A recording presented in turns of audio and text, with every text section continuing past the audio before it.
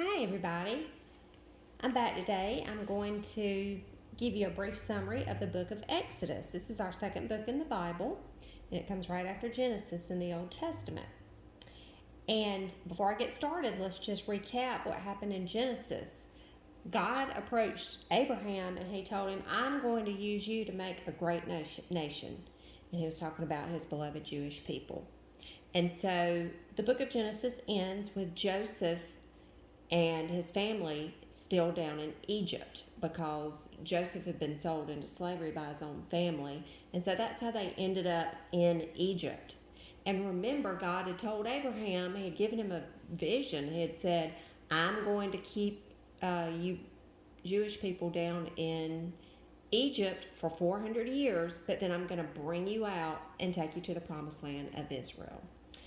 And so that brings us to the book of Exodus. Now, Exodus means exit. So that's what the whole book is about. It's about the Jewish people leaving the land of Egypt, headed to the promised land of Israel. That's what the whole gist is. Okay. So in this book, you meet Moses. God chose Moses to lead the Israelites out of slavery in Egypt to take them to the promised land, and God called it a land flowing with milk and honey. And so chapter 2, we're introduced to Moses. He's born, and then by chapter 3, God appears to Moses in a burning bush. And God tells Moses, he's like, I'm going to tell you my plan. This is what I want you to do. You're going to be the leader of the Israelites, and you're going to lead them out of Egypt and take them to the promised land. Well, Moses is a little nervous about taking on this responsibility, and so God gets a little irritated with him, but he tells Moses to use his staff as a snake. Moses can throw his staff, his shepherd's staff, down on the ground and make it turn into a snake. And that's to get the people's attention so that they'll know that God has ordained Moses to be their leader. And then Moses started complaining to God, saying, well, I'm not the best speaker in the world. And so God's like, okay, what about your brother Aaron? We'll let him speak for you and work with you on this trip. And so Moses is like, okay. And so by this time, Moses is 80 years old, and his brother Aaron is 83 when this whole thing starts. So they were already very old. And as you know, as the story goes in the book of Exodus, the people stayed out in the desert, traveling from Egypt to Israel for 40 years. And from what I've read, it should have only taken them like 2 weeks. But that's what you get when you complain and you don't trust God, and God has to kind of take you through what's called the wilderness to get your attention and teach you a few lessons, right? So that's kind of what. So that's how it all gets started. Moses is already an old man. Let's go. So Moses goes to Pharaoh, the king in Egypt, and he says, all right, let my people go. It's God's plan that we leave and go to the promised land. And so Pharaoh argues with Moses several times, like, no, y'all aren't going. And so God starts sending plagues on Egypt to force Pharaoh to let them go. The first one is he turns the Nile River into blood. The second plague is he sends a bunch of frogs. When I say a bunch of frogs, I mean a bunch of frogs. The third plague is a plague of gnats, just swarms of gnats.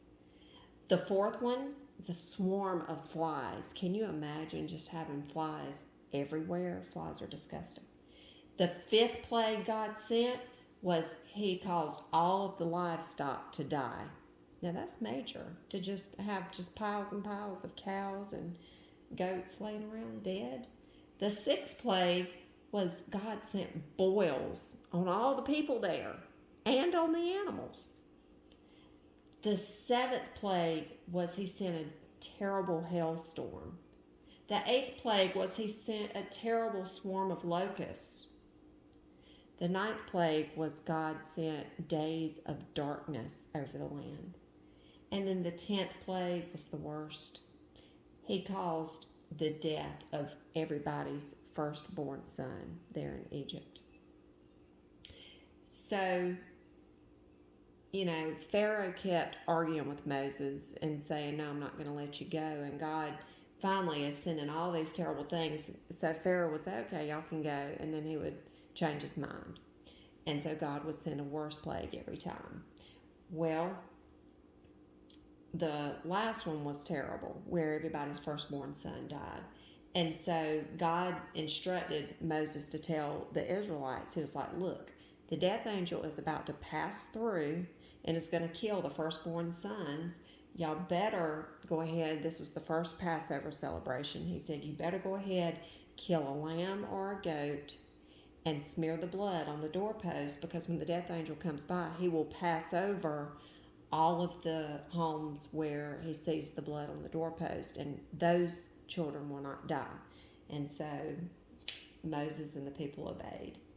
Well, finally, they leave Egypt. They get out of there because Pharaoh and the land is just basically devastated.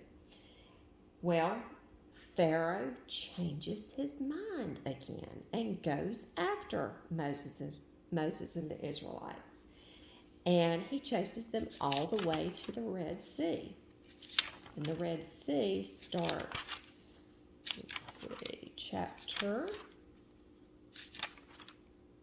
in chapter 14. He chases them all the way to the Red Sea. And Moses is like, what do I do? And so God tells him to hold up his shepherd's staff. So he holds it up, and God does the biggest miracle thus far. He parts the Red Sea. Literally, there are walls of water on both sides. And Moses and all the Israelites follow across on dry land between these two giant walls of water. So by then, the Egyptian army is behind them and about to come after them. And they see what's going on, so they start heading across the Red Sea while it's still parted. Well, guess what? God let the water come back down, come rushing down after the Israelites got safely across, and all of the Egyptian army members were drowned, horses, chariots, and all. Okay, so they head on. They're marching on, they're heading on, walking on, and the people start complaining 3 days after the Red Sea miracle. You should have just left us in Egypt to die. Why did you bring us out here to starve to death, and we don't have any water? And, God is like, my goodness, he's got to be sitting there thinking, if you would just trust me and ask me for provision, I would provide for you. But they don't do that. They complain. Well, that's the biggest thing. Remember, I told you they ended up staying in this desert for 40 years when it should have taken 2 weeks. That's why. Because they kept complaining. Instead of really trusting in God, they're complaining and, saying, we just would have rather been slaves in Egypt. But God does all these miracles, you guys. Moses threw a piece of wood into some bitter water and turned it into fresh water for him to drink. And then God told him, he said, I'm going to feed you fresh manna, which is kind of like wafers. And he just rained it down every day for 40 years. He took care of them and fed them. And Moses strikes rocks and water gushes from them water gushes from the rock to provide water for them. But yet they still complain. Whenever they have a need, they complain. And instead of praying and believing in God.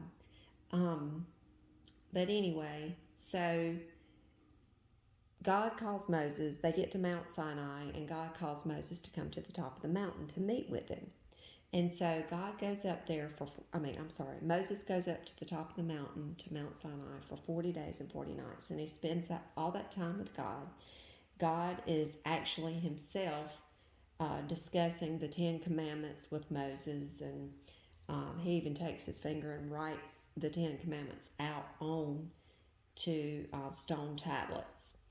And he also talks to Moses about, hey, I want you to construct an ark, an altar, and a tabernacle, and this is how I want them to look, because God was traveling with them, and he needed a place set aside for himself, you know, that was holy and perfectly planned and perfectly cared for. And get this, while Moses was up there talking to God about all of this. Remember, he was gone 40 days and 40 nights. The number 40 is significant here. You know, when the earth flooded, God let it rain 40 days and 40 nights. Moses was up there with God on the top of the mountain for 40 days and 40 nights. They were in the wilderness for 40 years. So there's something special about that number 40. But anyway, so while Moses was up there talking with God about all these construction plans and the commandments that Moses was to share with the people and all that, the people got a little antsy. They were like, well, Moses is gone, so let's just make us a golden calf and as an idol, and let's just worship it. And so when Moses came down and saw what they were doing, he was so irate with them. I mean, he's just been on Mount Sinai with holy God himself, and he comes down and sees them worshiping some stupid golden calf idol. So he got really mad, and he smashed those tablets.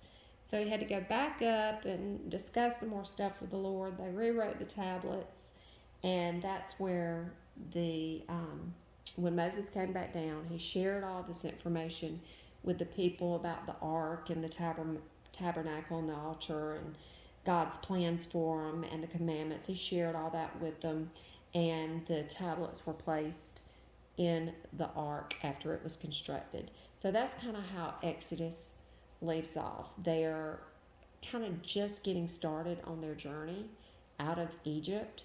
God has already showed up and shown out many, many times in this book. It is amazing the miracles that God did, but yet the people were still skeptical. You know, they're walking across the Red Sea with water on both sides, walled up. I mean, it's just, I guess you'd have to be there to feel it, but it's like, why did you guys doubt God? Why did you doubt that he was going to care for you? He's doing all these miracles right in front of them. And then they worship the golden calf. It's just amazing how quickly people are willing to give up on God and fall into sin. So, but this journey is just getting started. They're just leaving Egypt, headed to the promised land. So this is going to be a long trip for them. I hope you enjoyed today. And our next book in the Bible, in the Old Testament, is the book of Leviticus. So their journey continues in the book of Leviticus, and we'll get into that next time. You guys have a blessed day. All right, bye-bye.